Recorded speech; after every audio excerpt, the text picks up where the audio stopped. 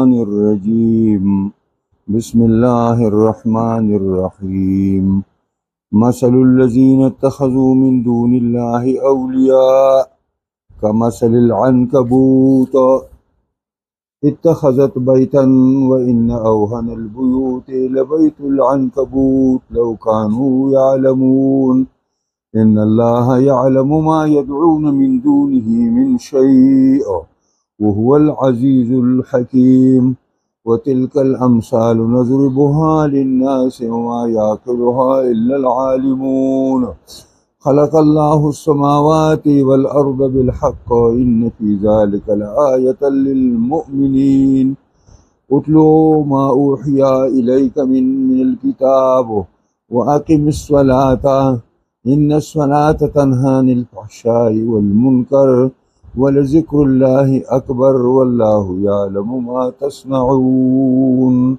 صدق الله مولانا العظيم.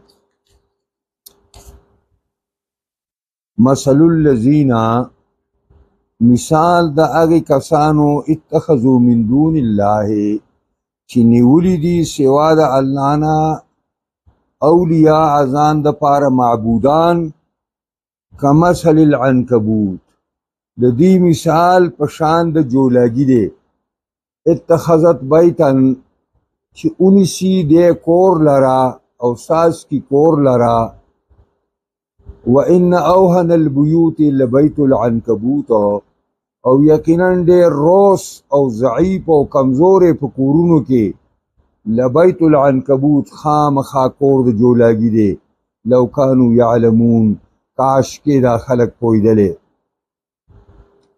ان اللہ یعلم ما یدعون یقیناً اللہ پوئیگی و پیجنی اگا چی دوی رابلی سوا دا اللہ من شئن سسیز وهو العزيز الحكيم او دا اللہ زور ور حکمت والا دے وتلك الامثال نضربها للناس دا مثالونه دی بیانو دی لرمنګ لپاره د خلقو وما يعقلها الا العالمون او نه پوهیږي په دې مثالونو په مطلب باندې مگر پوهه خلق او عالمان خلق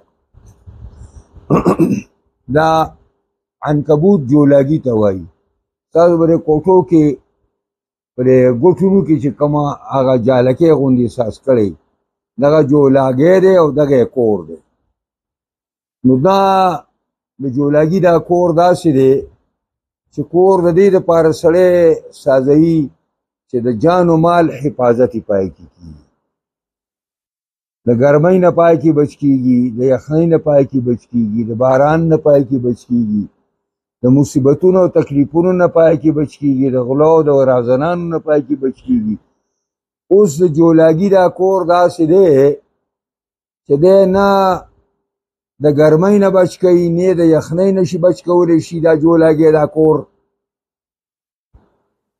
او نه د باران نه بچ کولی شي او نه د نور نه بچ کولی شي او که چېرته نور حیوانات په ده پسې راځي نو هغه هم نشي منع کولی نو دقسې د غیر الله دا عبادت چې دا مشرکان کوي د دې مثال د جولاګي د کور دی د دې غیر الله دا عبادت دوی ته هیڅ قسم پیدا نشي ورکولی هیڅ قسم ضرر تی نشي دفع کولی هیڅ قسم پیدا پکې نشته که دا منافقان په دې پوهېږي چې زمونږ مثال او زمونږ د خدایانو د خدایي مثال د جولاګي د کور په شان بیکاره دی نو دوی به دا کار نه دی کړی او دوی دا کار کوي نو دا الله یو مثال پیش کوي دا هغه چا چې هغه د غیر الله بندگی او عبادت کوي د هغې اطاعت او پوجه کوي او د هغې نه فیدو په تمه ناست دی او د هغه نه د پر ضرر په تمه باندې ناست دی د هغه مثال په شان د کور د جولاګي دی او جولاګي دغه کور دی نو مثل الذین اتخذوا من دون الله مثال دا کسانو چې نیسي سوا د الله نه ځان لپاره خدایان لکه مشرکان د لات او د منات او د عزا په شکل د بوټي او د کسلي او د قبر په شکل باندې څو نه ځان لپاره خدایان نیولي دي کمثل العنکبوت د دې مثال په شان د جولاګي دی اتخذت چې دا جولګې ساس کی ځان لکور دا تارونه راکوي او داسې دا تار په تار کې ورکوي او دا چل کوي او دا چل شروع کړی چې ګورې دا ګوټ به ډک کړی درته نو دقسې مثال د دغې مشرکانو دی او د مشرکانو د خدایانو دی وان اوهن البیوت او یقینا ډېر روس او ضعیف او بیکاره په کورونو کې که ته کورونه شمارې چې بیکاره کور کم دی آخر به جولګي په کور ودرېږي چې دې نه بل بیکاره نشته لبیت العنکبوت خامخا کور د جولګي دی لو کانوا یعلمون کاش کې را مشرکان پوهېدلی چې زمونږ داسې بیکاره مثال دی او زمونږ د خدایانو داسې مثال دی علی رضی الله تعالی عنه به په خپل دور کې فرمایل چې د جولاګي دا جالې په کور کې مه پرېږدئ د جولاګي دا جالې په کور کې مه پرېږدئ دا فقر پیدا کوي غریبي پیدا کوي په کور کې د دې وجې نه دا چې په کور کې نیستې ختموئ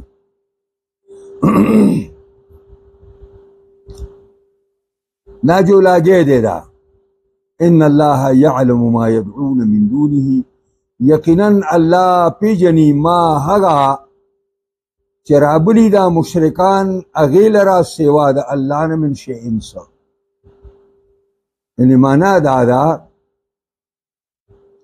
چې که څوک لات رابلي او که منات رابلي او که عزا رابلي او که هبل رابلي او که څوک یو پیغمبر رابلي او که څوک یو ولی الله رابلي او که څوک یو ونې نه خیر او شر غواړي او که څوک د قبر نه چا پیره تاویږي من شیء عام دی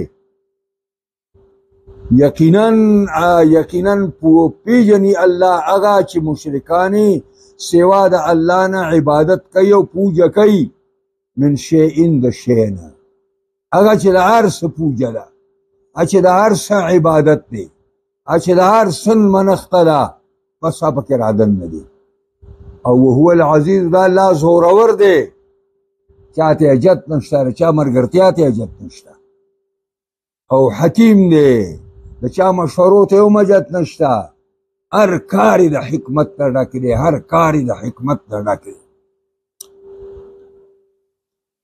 او بیا مشرکانو دا خبرې شروع کړې چې ښه که دا قرآن د الله کتاب وی نو دې کې به د جولاګي به راته د جولاګي باس به پکې و او د مچ باس به پکې و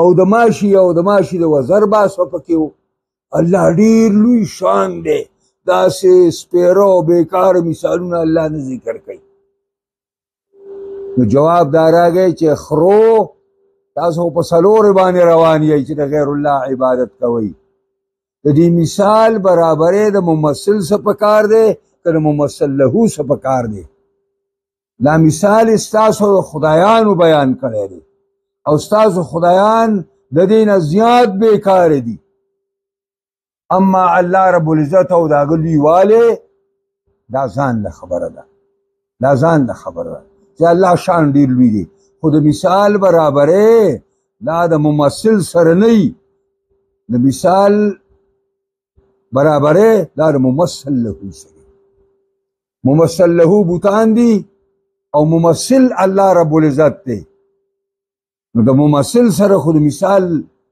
برابرې په کار نه دی بلکې د ممثل له څه به کار دی اوس تاسو وایئ چې ستاسو د لات او د منات او د عزا وغیره دا خدایي د جولاګي د کور نه بیکاره نه ده ځکه الله فرمایل چې مثالونه وتلک الامثال نضربها دا مثالونه دي موږ یې بیانو ضرب په معنا د بیان باندې دی دلته نضربها نبینها موږ بیانو دې لره للناس د خلکو لپاره اوس مثال خو د ټولو خلکو لپاره بیانېږي خو د مثال په مطلب باندې او د مثال په مراد باندې څوک پوهېږي وما یعقلها الا العالمون نه پوهېږي د مثالونو په مطلب باندې مگر عالمان پې پوهېږي او ابو جهل او ابن ابي معيط او د مشرکانو د مکې سردارانو تاسو خو غویان یئ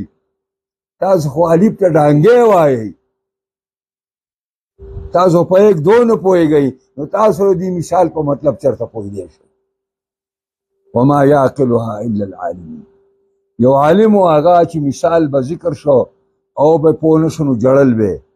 چا ویل ولې جاړې؟ ویل الله فرمایي چې وما یعقلها الا العالمون. دا مثال په مطلب عالمان پوهیږي. پته ولګي زه عالم نه یم زه پې پوه نه شوم. خلق الله السماوات والارض. پیدا کړي دي الله اسمانونه او ځمکې بالحق په واسطه حق سره. الله اسمانونه او ځمکې دا په حق باندې پیدا کړي دي او د حق دپاره پیدا کړي دي. دا الله عبث نه دي پیدا کړي. دا الله بې پیدې نه دي پیدا کړي. دا احادیثو کې راځي نبی علیه السلام بر شپې راپاڅېده نو دې اسمان ته به یې وکتل ځمکې ته به یې وکتل او به یې ویل چې ربنا ما خلقت هذا باطلا سبحانك فقنا عذاب النار. دا به یې ویلي الله دا ځمکه او اسمانونه تا عبث نه دي پیدا کړي.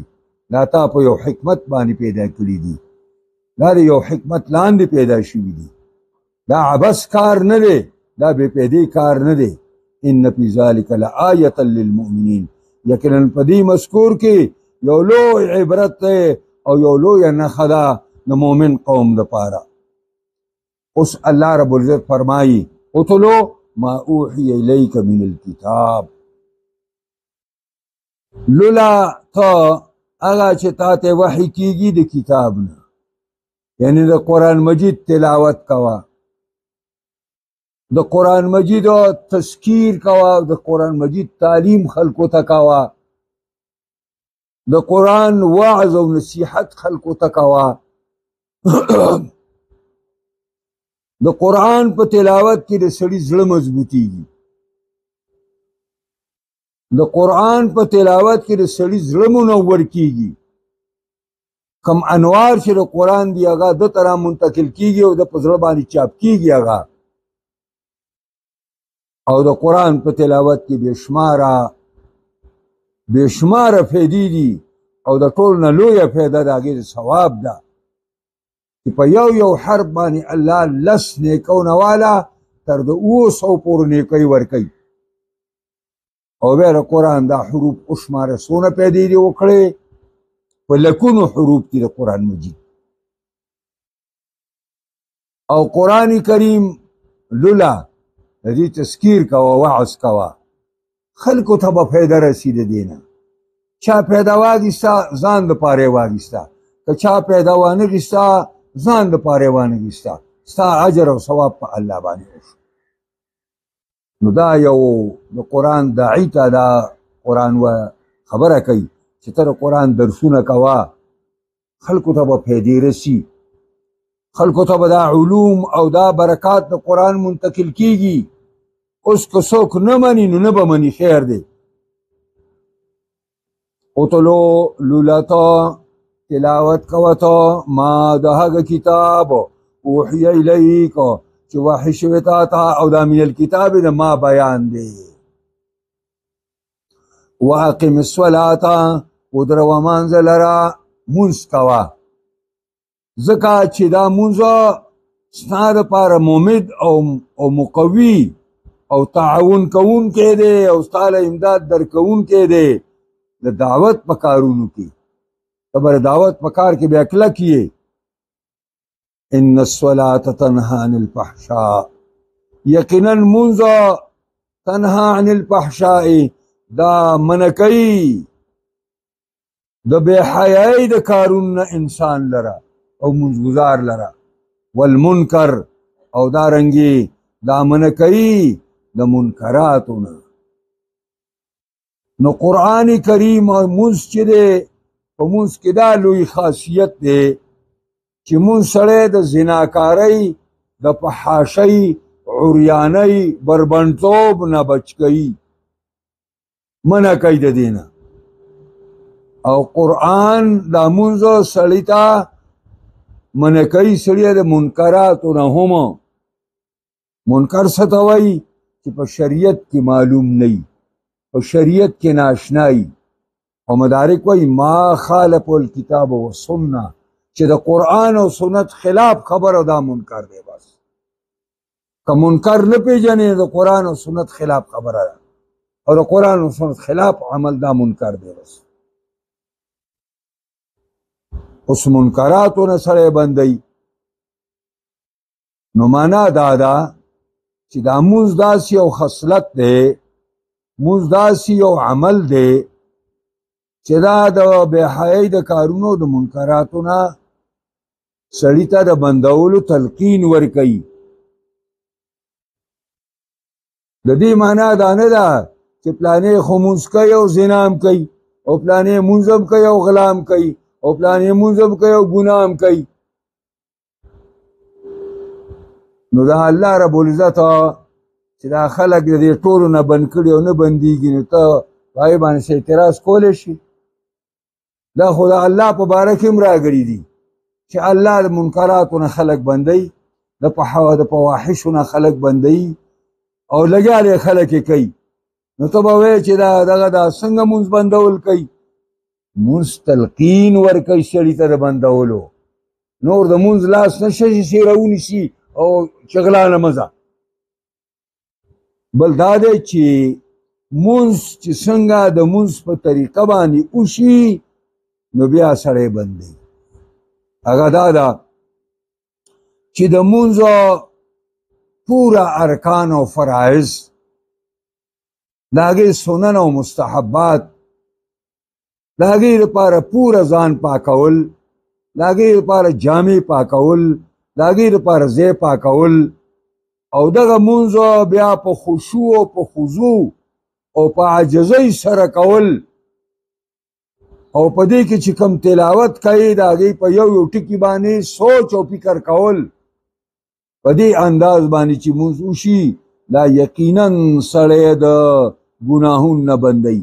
د دې وجې نه حسن بصري وفرمایل چاله چې مونځ د ګناهونو نه بند نه کا نو په صلاته لیس بصلات بل هی وبال علیه، دا د مونځ نه دی بلکې الټا دا په د باندې وبال دی، وبال جان دی د ده لپاره. نو مونځ واقعي سړی بندوي او دا یې معنا ده. په احادیثو کې راځي یو نوجوان هلک و، هغه به د ورځې دغه چې کوم دی د ورځې به یې مونځونه کول، د شپې به یې غلا کوله. پیغمبر خوا ته چا ویل چې جی دا پلانې نه دی؟ ویل دا په داسې مونځونو یې زور ورکړی بیا هلته په غلاګانې کوي. هغه ویل ان الصلاة ستنهاه، زر ده چې دا مونځ به دی د دې نه بند کړي. مولانا شبیر احمد عثماني رحمت الله علیه دی یو مثال پیش کړی دی حدیث په رڼا کې چې یو بیماری ده به طور مثال تبه ده، زکام دی، هغه په دوایي باندې ښه کېږي. خو د دې معنا دا نه ده چې تا د ټوخي د بوتل نه او د یخنۍ د بوتل نه او یا د پیناډال ګولۍ نه تا یوه واچوله او بس ته به روغ شي. نه، د دې معنا دا ده چې دغه دوایي کورس دی، هغه ټول کورس به کوي نو چې دغه کورس سر ته ورسې نو ستا نه به بیا ته به لاړه شي او ستا نه به بیا سر دردی لاړ شي. دقسې دا مونځ په یو مونځ باندې سړی دې نه خلاصېږي، خو چې دا مونځ په پابندۍ سره شروع کړي، په خضوع سره شروع کړي، دا به یقینا تارک بدوونه بدلوي. یقینا. او دا مونځ ولې دا خصلت په مانځه کې دی؟ ځکه چې ولذکر الله اکبر، ذکر د الله دا ډېر لوی دی او مونځ مشتمل دی په ذکر د الله باندې. مونځ په د دې وجې نه ولذکر الله اکبر، ذکر د الله دا ډېر لوی دی. د یوه ترجمه دام ده او په احادیثو ثابته ده چې ولذکر الله یادول د الله تاسو له اکبرو، دا ډېر لوی دی د یادولو ستاسو نه الله لره. حدیث کې راځي، حدیث قدسی دی چې یو بنده ما په زړه کې یاد کړي نو زم هغه له یادوم. او که یو بنده ما په یو مجلس کې یاد کی، زما تذکیر په یو مجلس کې وکړي، نو زه د ډېر لوی مجلس کې به د دې بنده تذکیر کوم، یاداشت کوم. نو دا هم معنا ده چې ولذکر الله اکبر، د الله ذکر تاسو له دا ډېر لوی دی، هغې نه چې تاسو د الله کم ذکر کوئ. او بله دا ده چې ذکر د الله ډېر لوی ځکه دی چې د الله ذکر په دې تمامو عباداتو کې دی، په تمامو عباداتو کې، که هغه ته مونځ کې، که روژه نیسي، که زکات ورکې، که حج کې، که جهاد کې، که د دعوت کار کې، هر ځای کې د الله ذکر دی، د الله ذکر دی. ولذکر الله اکبر، ذکر ذکر د الله د تمامو کارونو روح دی، روح. او د دې وجې نه علماو لیکلي دي چې د الله یاد په دې کائناتو کې د دې مثال د روح دی، او د کائناتو مثال د جثې دی او د بدن دی. په کوم بدن کې چې ذکر د الله نه وي، د هغې مثال د مړي دی، د هغې مثال د مړي دی. د دې وجې نه حدیث کې راځي چې ته د الله ذکر کوه، د الله ذکر کوه، حتی چې تا ته مرګ راشي او ستا ژبه په ذکر د الله لوندی. د دې وجې نه موږ له دا پکار دي چې موږ او تاسو فرصت میلاویږي نو فوراً د الله ذکر طرف ته متوجه کیږو او د الله ذکر کوو. او د الله ذکر داسې دی چې دا دومره لوی شی دی. مشرانو ابوبکر صدیق او داسې مشرانو دا فرمایي دي، وایي چې په سمندر کې او په سیند کې د مئی نه ایر نه الله ایر شوی نه جالګر او کونډې والے نیولی نشي. مئی هغه وخت کې جالګر ونیسي چې کله د مئی نه الله ایر شي، او په اونه کې مرغۍ هغې پورې ښکاري نشي ایشتی، او په ځنګل کې چې څو پورې د مرغۍ او د ښکار نه الله نه ایر شوی. دا منګه چې نن د کفارو ښکارګاه یو، یو طرف ته کمیونسټان هم راکاږي او بل طرف ته یهود او فرنګیان منګه راکاږي، او منګه مسلمانان د هغې ښکارګاه یو، ځکه چې مسلمانانو الله ایر کړی دی، د الله دین ایر کړی دی، د الله اطاعت او بندګي ایر کړې ده، د الله قانون ایر کړی دی. ولذکر الله اکبر. مولانا شبیر احمد عثماني هلته پوره لیکل کړي په دې لذکر الله اکبر باندې. فواید د هغه یو دغه دا تفسیر دی د اردو کې ډېر مزدار آسان دا ځان له پیدا کړي. تفهیم القرآن خو ډېر ګران دی، هر څوک په هغې نه پوهېږي، او دا ډېر آسان دی. موږ خو تفسیر دار چا ګورو، موږ دا نه د پلاني کتاب به نه ګوري ګوري چې د پلاني کتاب دی کوم خو د پلاني شوی به ولې به د پلاني شوی اکې رښتیا دي. ته خلک په دې رامنې کې ځان ته او خپله بزرګي پې جتلاوې، خپل ملاتوب پې چې کوم دی د پاسه کوې چې د پلاني کتاب مه ګوره، د پلاني موږ د هر چا کتاب ګورو، د دیوبندي ګورو، د بریلي ګورو، د جماعت اسلامي ګورو، تمامي دنیا د ګورو. څه چلو شو چې د چا سره ښه خبره و موږ یې الو، او چې د چا سره بده خبره یې د هغه ده، هېڅ کار هم ورسره نشته. که دیوبندیان ښې خبرې کوي موږ ورسره منو، خو بده یې یو هم نه منو. که دا جماعت اسلامي زموږ جماعت دی او دا بده خبره کوي زه ورسره نه منم. موږ خو به چا په چا باندې خرڅ نه یو او نه موږ د چا غلامان یو. لکه دا خلک دا زما استاد ویلي دي، ستا استاد په یک دونه پوهېده نو ویلي دي څه چل وکړه، او دا زما استاد ویلي دي، سوا د دې نه دي له بل څه نه ورځي، دا زموږ استادانو دا خبره کړې.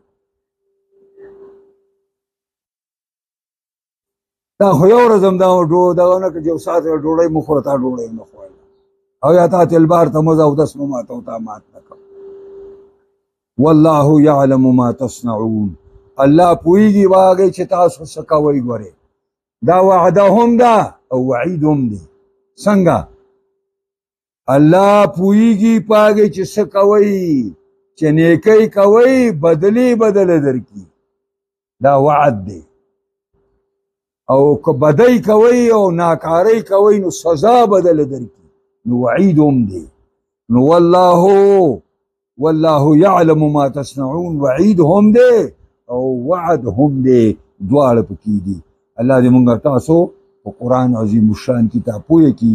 دې کې یو څو خبرې مخې لرالې.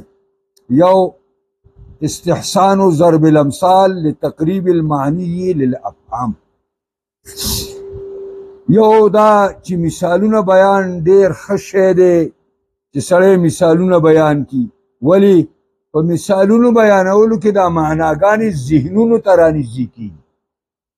یو معنا دا مفهوم دی هغه د خلکو ذهن نه لرې دی، ته ورته مثال ورکړې او د خلکو ذهن ته رانږدې شي. نمبر 2 تقریر التوحید و ابطال التندیم، یعنی د توحید ثابتول په دې آیاتونو کې چې الله یک یو دی، او ابطال د بت پرستی چې بت پرستی دا اس کار نه دی.